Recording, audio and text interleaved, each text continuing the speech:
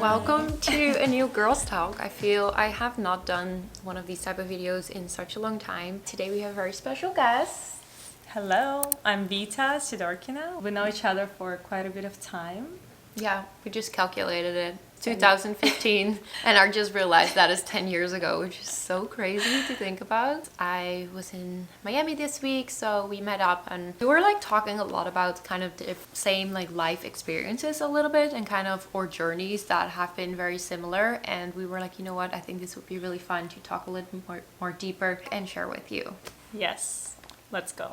So we got some questions here. First, how did you two meet? So we actually met through modeling. We did together Victoria's Secret show. That was my first and last. Sanne lasted for longer than me. I think we met at like one of the workout classes. Like I don't know. 4VS. Before 4VS, yeah. Before. Like they were yeah. doing like the class together with all the girls. But I felt like I didn't really know you then. Yeah, I mean, listen, it's like when you modeling together, you see all the girls at the same castings and you kind of know them, but you don't know them deeply. Yeah. I don't know about you, but I always felt like I was in an industry that was so competitive and like the friendship was always on the surface, at least for me. Yeah. I don't know, I think I just had like a core group of like some of the girls, but like I feel as a model you're always traveling everywhere, and I think it's really hard to build relationships if you're not able to spend consistent time with people, if that makes sense. Yeah. So I definitely like felt that, and also I mean right before the show that was just always such a whirlwind of just craziness. So yeah, that's kind of where we met. It's been 10 years, guys. We don't really know exactly. It's remodeling, but yeah. Okay. But not specific like time and location. I cannot remember. No, I cannot remember. It's kind of like developed slowly. Yeah. I also do not have a good memory at all. So same. We're on the same page. We're on the same page. What's one thing you're most proud of in your life? This is such a hard question. I think the one thing I'm like really proud of is that I think I've really put myself out there and really tried to kind of build the life that I've always like wanted. Like I'm from a very, very small town in the Netherlands. Like there's 1,000 people live there. It's like in the middle of the countryside with like cows and like there's just truly nothing there. And I think I've always believed in this idea that you can create the life that you really want. And I think by constantly putting yourself out there, out of your comfort zone. So like me moving to Paris when I was 18 and, you know, moving to New York when I was 18 and just like traveling the world and like obviously not knowing and just kind of really surrendering to that and like meeting people and just constantly just kind of developing on that path. And now coming to a point where I'm like, wow, I live in a place I truly love, like building the friendships around me, building a career. And I was like, that's sometimes I don't think I actually never really. This is like therapy right now. Girl therapy. What should we name it? We should honestly. I should change the title. But I'm like, yeah, it's like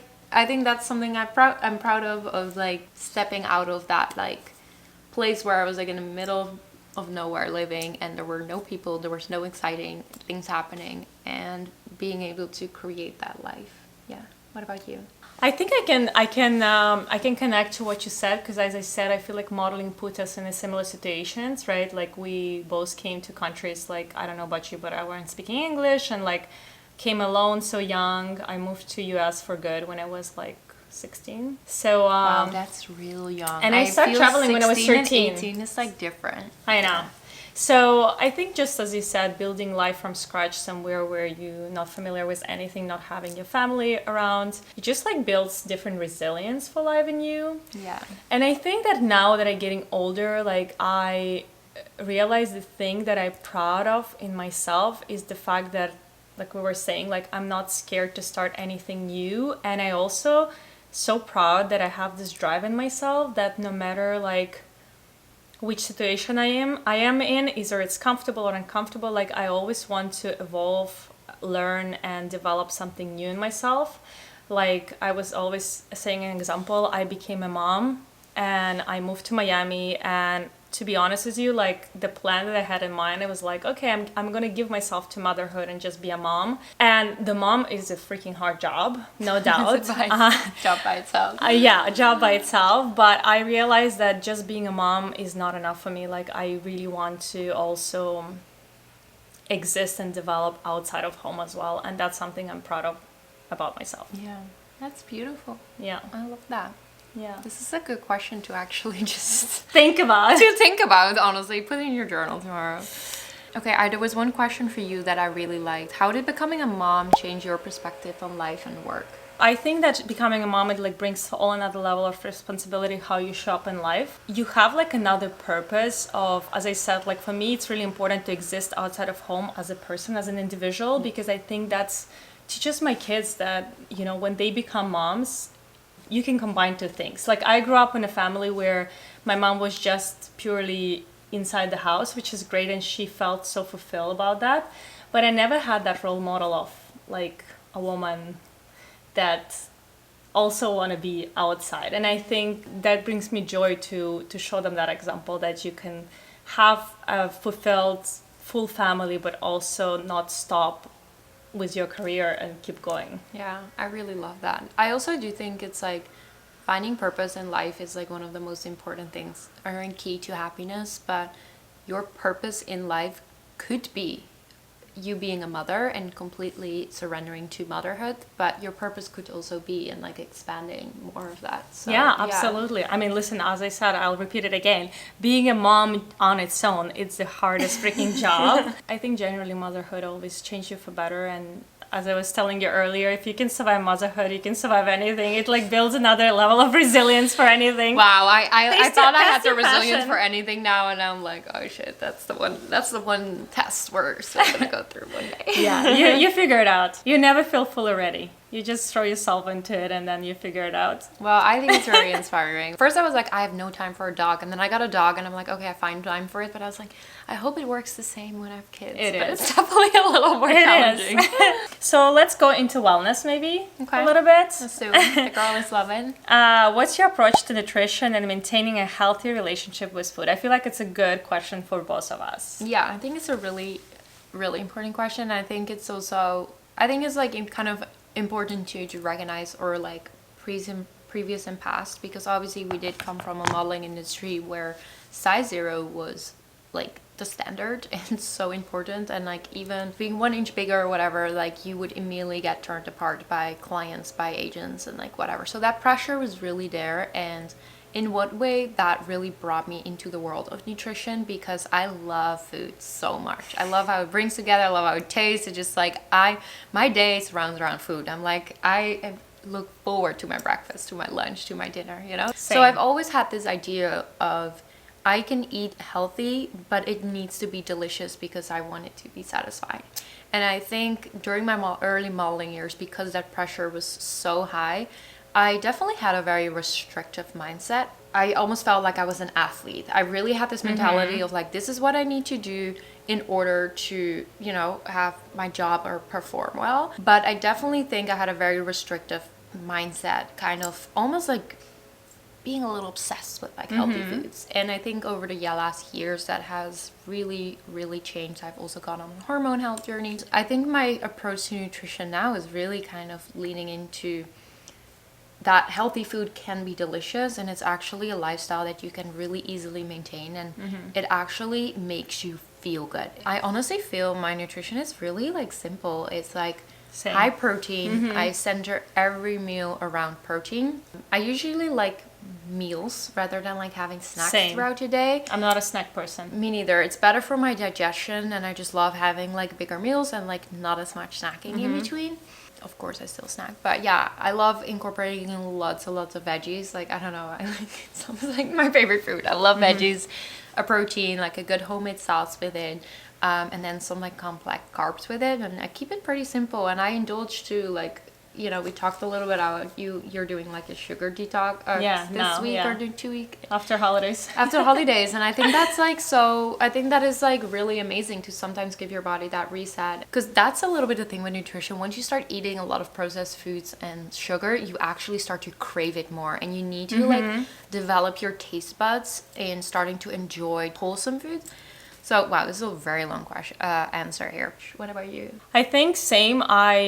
I've been very open in my YouTube and my Instagram that I suffered eating disorder for a very long time during modeling, and as you said, I always seen the same modeling as in a way sport, So whenever people ask me about my diet during modeling, I say that like you don't need that diet because that's not a diet that is sustainable.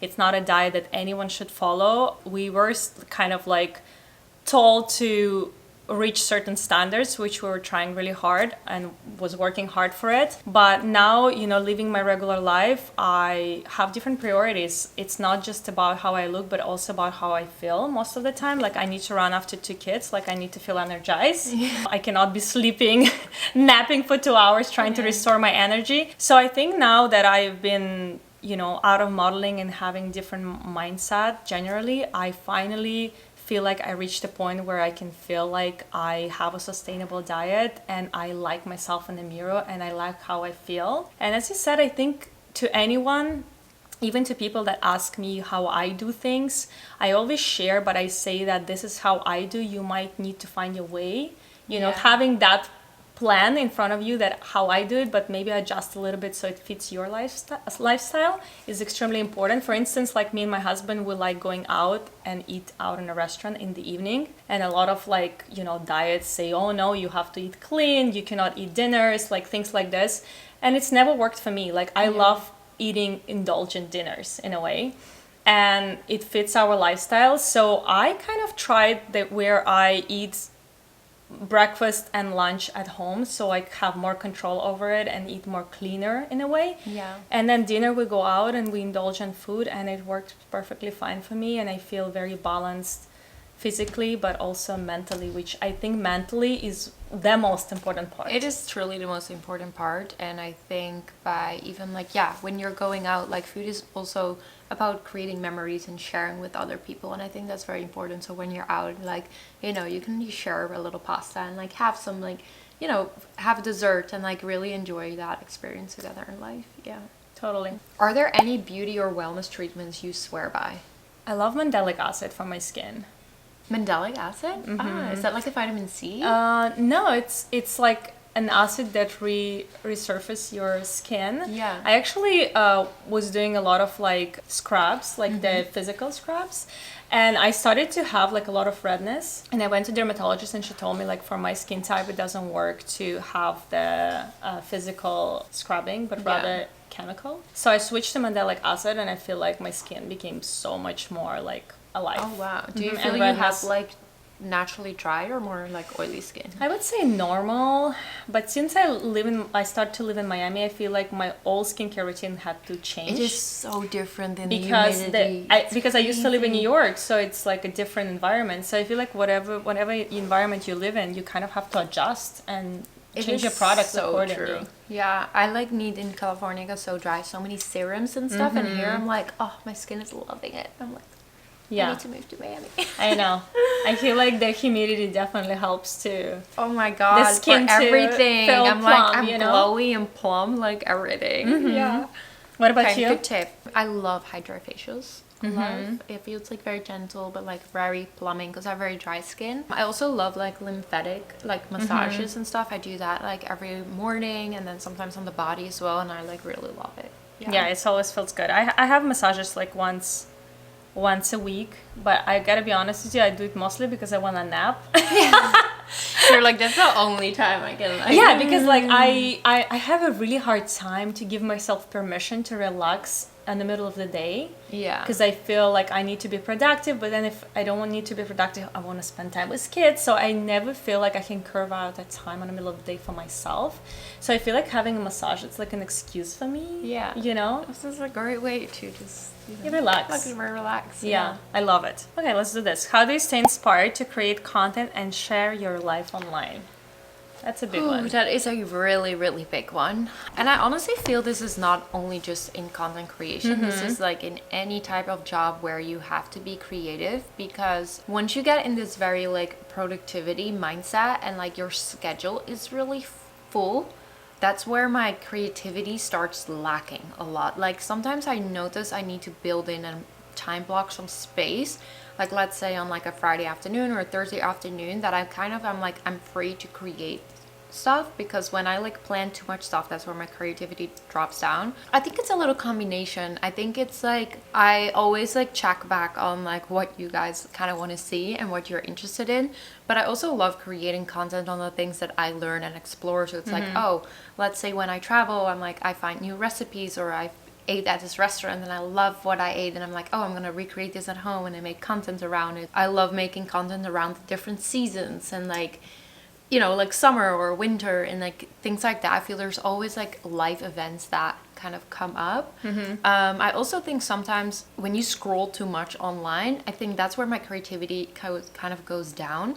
So sometimes like limiting my screen time actually really helps me with like developing new ideas, because I think I'm blocking out a little bit the noise of what's going on around me, if that makes sense. And obviously you want to like kind of stay in touch with what's happening online in that sense, but I think that You want to feel like you're authentic to your own voice, because I feel like if you Yes. consume too much content, you start to be influenced in a way, even if you don't want to be influenced by it. 100%. And I think that happens so unconsciously. So I think that is another tool that kind of like helps. But I am not gonna lie, sometimes I get into more of these ruts creatively, and I just notice I just need to like change up my routine and kind of get out. So what I do is I will plan a day out, or I travel. Honestly, it happened like last week. I was in LA for so long, and I was like, I feel I need to get out. Like I've been in my apartment too long, whatever. And I was like, I'm gonna go to Miami, and like it just helps. It's like there's more going on. Creativity kind of flows again. So yeah,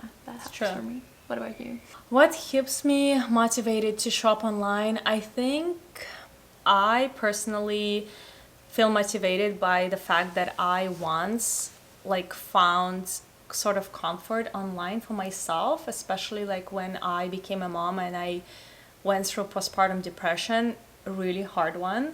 I think that finding another moms online that were through the similar journey as me like helped me a lot to, you know, not to feel alone, but also to learn some things, because I don't have a family close to me, and I feel like, you know, I was young, and in US like people don't really have kids that young. So I think like finding community online, but also obviously offline in real life, helped me a lot. So I think to this day I love sharing things that will feel good to women that watches me. Either it's a young mom, or you know, older mom, or no mom, but I like to share fashion that feels good and approachable and doable. I also like to share wellness. So I always feel like I always come back to that situation where I was searching for things that brought me comfort. Yeah, I think it's a really good one. I love like watching people like give like little tips, or like going really deep and like sharing like information. I learn a lot on the internet, to be honest. I know a lot of people always say like the internet is like a really like toxic, or not toxic place and stuff, but like if I you're, think it depends if you're, who you're watching, I would, right? Exactly that. I was Yeah. like, if you are in the right algorithm and you have curated kind of your content, the creators you're following, whatever, like I'm having a blast on TikTok. Like sometimes when I go to bed at night for 30 minutes, it is kind of mindless scrolling for 30 minutes, but I am just shutting off my brain and I'm just enjoying it. I'm laughing and I'm actually like, I do think it's about being very intentional about finding the right community online. Yeah. I definitely. Good question. Good question. Very good question. Okay. What is a wellness trend you love and you can't stand? That's a good one. That I love and I can't stand at the same time. No, I think two different. Like two different. I can tell you which one I love and hate at the same time. Really? Which one? I love cold plunge because I love how it makes me feel, but I hate doing it. But I really love the effect of it. Yeah. Okay. What about you? Is That's there a a trend that you love but hate Well, at the same time? it's actually funny. Like a wellness trend that I really love is I do love the whole cold like therapy, like the sauna and stuff, but like actually cold plunging, I don't really do it anymore. I love the feeling of it, like the dopamine feeling, but for some reason I can just feel my body is like really cold after. I get kind of shivery. Like I just feel a lot of women in Chinese medicine, they even say it like shouldn't be cold plunging because you need like warmth and it's better for your energy levels. And I don't know, I sometimes feel that a little bit. Another wellness trend, like juice cleanses. I think that is Yeah, like, I think it's in the past. We're done with that. yeah, we're definitely done with that. Did you ever get on a celery? Oh yeah, there was like a whole movement in New York that was the beginning was just juicing. You remember weeks of juicing that you could buy, and the celery juice. I honestly like one thing about me. I have to say, with all my past and extreme dieting, now I still approach all the trends very mindfully. I think that anything has to be in moderation. Yeah. Like now, like okay, cold plunge is good, and you see all these people doing like 3 times a day cold plunge. It's like, no, cold plunge is great, but maybe not daily. Like maybe 3 times a week is good. Honestly, I think that is a really good point. Just like we have to do everything in moderation. Everything's good in moderation. Yeah. Okay, so one thing we hate is anything very extreme. Exactly. So, what is one thing you always do before bed? Horrible one. Watch TV. But it doesn't have to be. If that's your way of just decompressing and relaxing for the evening, like... It's interesting. I don't think I would do that. It's like my husband loves doing it. Okay. And I have a routine where I spend time with him. Like we have a dinner and we talk, but then we like to kind of pick a movie and watch it together. Gotta be honest with you, 90% of the time I fall asleep. I know. I was just gonna say, I'm the same. My husband doesn't even want to watch movies with me at night. He's like, you're gonna fall asleep anyway, and I'm like, I am sorry. But you know, I'm so picky with what we watch, and he always like, we're peaking for 20 minutes to watch a movie that you watch only for 10 minutes, which is so true. But it's like, it's a good way to like unwind. Yeah. But I also love like if I really have to switch off my mind before going to bed, I love reading, and I realize that I have to read not before the bedtime, because as soon as I start reading, not even one page, I'm asleep. It's like my brain is just switches off right away. So I have to dedicate the time on reading during day, not in the evening, because I cannot power through even one page. I just like wind right off. Wow, it's a good thing to it's be true. able to sleep well and quick. Yeah. I mean, the reading, I've been doing that since 2 weeks and I've been enjoying it, but like I can't really say that I'm loving like that's my routine, because it's literally been 2 weeks. Like we need a little longer. I will my kitchen needs to be so freaking clean. Like I will be so ready for bed if there's a cup out or like whatever. Like I am kind of messy in my bedroom, my clothing, my makeup, everything. The hallway can be a little messy. My kitchen needs to be spotless. Because like, when you wake up, you want to feel wake like up and everything needs to be so clean. Like if my husband leaves a cup or a spoon, like he knows. Like you're gonna be pissed off in the morning. I'm gonna be pissed. I am not type A, but when it comes to my kitchen, like that's every night before I go to bed. I like to wake up in the morning and just have everything organized. Let's talk about it when you have kids. I know. It's like it's like spotless. Any corner that is spotless in my house, it's non-existent anymore. Feels like really clean here. It's like Thank nice. you. I saw the playroom and I was prepared like, for you being here. Really? What? Girl, I am messy sometimes. Okay. I have you another one. What is a misconception people have about you? That's a good one. I know. I'm curious. I'm just asking for myself. I don't know. Maybe we should ask each other. I don't know what people think of me. Do you know about yourself? Actually, I do have one. Okay, I think a lot of people think I am very calm and zen and centered. Okay. And? I share so many little routines around this topic because I need it. Because I am not. I feel stressed quickly. I constantly push myself. I can be in a very masculine energy and a masculine flow of getting stuff done. And which star sign are you? Which star sign? I'm a Pisces. Same! No way! Yes. Okay, we get each other. Yes. I think that is a misconception that people think I am feeling so zen and whatever. But I am sharing all these tools because I need to integrate those in my life, because those are my daily practices to be able to feel more centered and to feel more into that feminine energy. And I think that is a misconception, that people think that I am naturally that way, because that is, for some reason, maybe it's the voice, maybe it's my type of aesthetic or content, that people think that that's the thing. But I'm like, no. It's not. Yeah, you kind I'm of not. like... I'm like, I feel chaotic inside often. Well, constantly. So I think, yeah. Yeah, that's a water sign. Like, we're emotional. We're very emotional. I think that I'm also like easily influenced by the energy of people that are surrounding me. Yeah, same. right? So I think that I became also very mindful not too long ago, is like who I really let be close to me, you know? Yeah. Because I'm very friendly and I love people and I love friends, but I realize that a lot of times I get influenced by that energy of other lives and experiences that maybe not necessarily benefit me. Yeah. That's a very Pisces. Right? Yeah. Emotional. Oh, I know which one. What? I know what people think of me. People think that I'm like so confident, Oh. and I'm not. Really? Yes, and I think that, as you said, like online, you share a lot of like things about the balance and wellness to bring yourself balance and like keep yourself accountable. I think for me also, like starting social media is just like also a challenge of like building that confidence in a way. Like I'm still is so self-conscious. Wow. After so many years of modeling and everything, like I still, every time I go out there filming content or anything like this, or either it's in public or I got a little bit more comfortable doing it myself, but I do feel like I doubt myself so much to this day. Okay, I think that's a really good misconception, because it seems like you are a very confident person in how you show up. Question, do you feel that modeling made you more confident or less confident?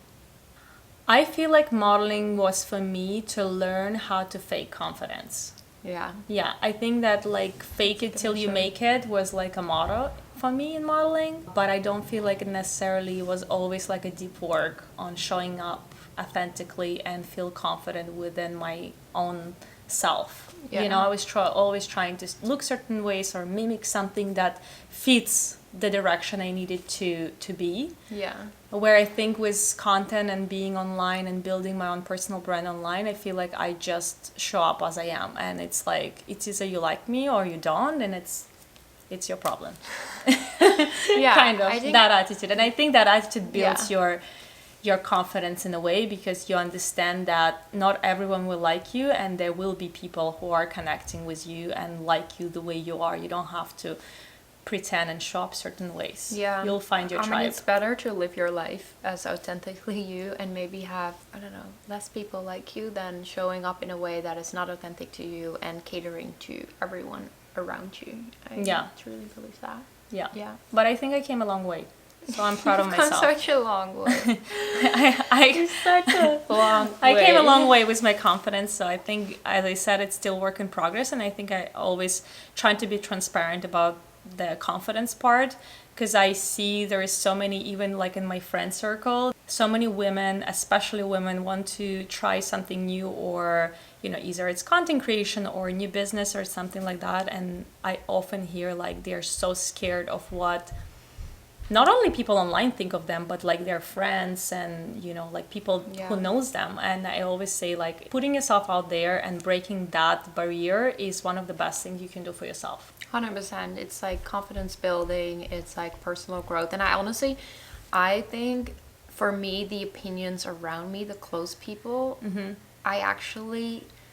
they were for me so much more impactful and scarier than like the people that I didn't really know. Totally. Like the opinions of your friends and your family, like if you're trying to step out of your comfort zone and do different things, like it was so hard for me. Like I could feel their opinions sometimes. They would give it to me, sometimes I could just feel it, and I had a really freaking hard time. But at the end, it's like your life, you only have one life, and like you need to be able to create it. But I do think that building confidence is a journey on itself. It never stops. Like I don't think I like ever met any woman, including myself, that is like, yeah, I'm like 100% confident in anything that I do. And I also think if you're constantly 100% confident in everything you do, I'm like, are you really pushing yourself? Yeah, it's true. Like far out of that. But I think practicing that self-love, the self-confidence, I do think like sometimes faking it a little bit to a certain extent, it actually really helps you, because it like helps you in certain situation, and like that feeling of like, wait, I can do this, like because you've like faked it a little, can actually like but I think faking it together with the deep work that you do on the back, it works well in hand. But just faking it without like a purpose behind that. What was like deep, when you say like deep work, like what was something deep work around self-confidence? I think, as I said, like showing up online with a purpose of like, why am I doing this, and like what goal do I have ahead of it, you know, what do I bring on the table, and just like feeling like I'm bringing value to people is, I think, extremely important, you know, to show up that way, rather than just like, oh, this is, you know, just I'm gonna fake it, but without like really deep thought put in behind that. Yeah, 100%. And I think it's like you need to remember, like, whatever you're doing, it's like everyone else is still trying to figure it out. And whatever you see on social media or with your friends or whatever, you just see like a tip of an iceberg, and everyone is still like honestly trying to figure out life. So you just always gotta keep remembering that. When you started social media, like you were saying about how impactful the opinion of the people around you was for you, were like your family and friends supportive of that career, or you feel like it was something you had to kind of like prove and fight for? This is a really good question, and I think there's a difference between what I was feeling and what they were saying. Like their words were supportive in a way of like, oh yeah, this is cool, like nice. But me as a Pisces could just feel the judgments coming through. Like I could just feel it. I think my family was kind of confused. They were like, why would you? They were so supportive, by the way, so supportive of this. But I do think they were kind of confused of like, why are modeling? You like, why are you dropping modeling that is going so well for like this, you know? Like I'm not really sure. And like my agents at the time were really verbal about like not like not doing it. It was a career path, but I just really had to like put a little bubble around me and block that noise. And what you said, constantly connect with my why and with my purpose, because I was just not fulfilled in what I was doing. And I was like, I want to bring value to people. I want to build the personal brand. I want to share kind of the things that I'm interested in around like health and wellness and lifestyle. Constantly connecting with that, like that purpose, just like kind of kept me going. And I was like, truly, I was like, yeah, I should not care about these opinions of other people to do this. But it's hard. It's really hard to do that. And I think communicating was a tool for me that helped. Like I would try to explain it to like friends and family, which like sometimes helps, and sometimes I think they got it, but sometimes they didn't. But yeah, it's hard. Yeah, definitely. Coffee or tea? Ooh, you know, you switched me to tea. I love your matcha. I really do. I subscribe to it, and I switched my husband too. You know what? I think that I love it now because I sleep better with it. Yeah. And like just I feel calmer. Yeah, I'm the same. I don't feel like well, matcha is a tea, so I guess tea. Yeah, tea. Okay. Sweet or savory? Both, depending on the period of the period of the months. One thing you can't live without? My family. Most used app?